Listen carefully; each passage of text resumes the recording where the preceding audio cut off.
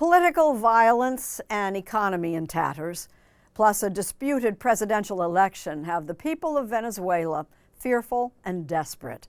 Millions have already fled to other nations, including the United States. Martha Teichner assesses a country in crisis.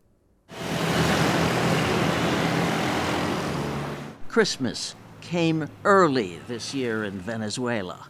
The season officially began October 1st, decreed by the country's authoritarian president, Nicolás Maduro. Voy a decretar el adelanto de la Navidad para el 1 de octubre. The absurdity would be laughable if this weren't the perfect snapshot of Venezuela's black is white dystopian unreality. An oil-rich country so devastated economically that it can't even keep the lights on, where life is so unlivable that a quarter of its population has fled. A quarter, nearly 8 million people. He needed a distraction. It's bread and circuses. The title of former New York Times journalist William Neuman's book about Venezuela says it all. Things are never so bad that they can't get worse. Everybody knows that he's lost the election. He's the emperor who has no clothes. He's cracked down. In July, Venezuela, with a history of on-again, off-again democracy, held elections. Maduro claimed he had been reelected, but in a bold act of defiance, the opposition produced voting machine tallies proving that this man, Edmundo Gonzalez, had actually won the presidency by better than a 2-to-1 margin. Impartial election observers agreed. Maduro called out the military to enforce his election denial. Gonzalez was told, "Leave the country or else." He turned up in Spain. At least 24 people were killed and more than 2,000 detained in the chaos. Es justo, no es justo, ¿verdad? El presidente electo de Venezuela es Edmundo González. María Corina Machado, the face of the opposition, who would have run for president herself if Maduro hadn't barred her, is in hiding. I've been accused of terrorism. The dictatorship has said that they are looking for me and that they want to get me as soon as possible. How could the country that's sitting on the largest oil reserve in the world end up like this? It rained money.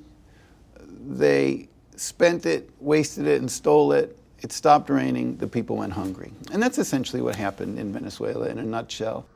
Venezuela has been producing oil since 1914, but what's known as the resource curse really set in when the charismatic and controversial Hugo Chavez was elected president in 1998.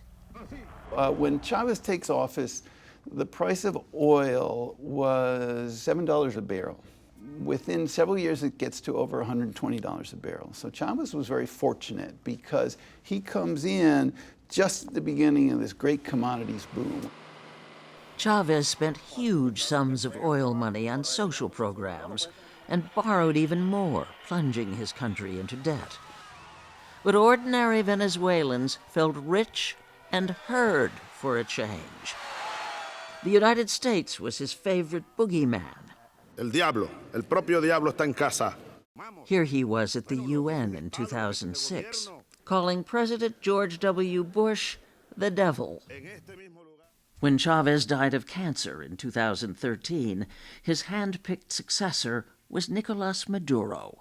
He wasn't so lucky or so popular. Oil prices crashed. Inflation reached an inconceivable 300,000%. Maduro met public discontent with repression, and millions left the country. Looking at the map of the Venezuelan exodus since 2014, the United States is fourth among destinations. Just over 750,000 Venezuelans have either been granted temporary protected status here or have applied. So Venezuela's crisis is here, at our doorstep, in our cities. We are broken. We were broken as a country,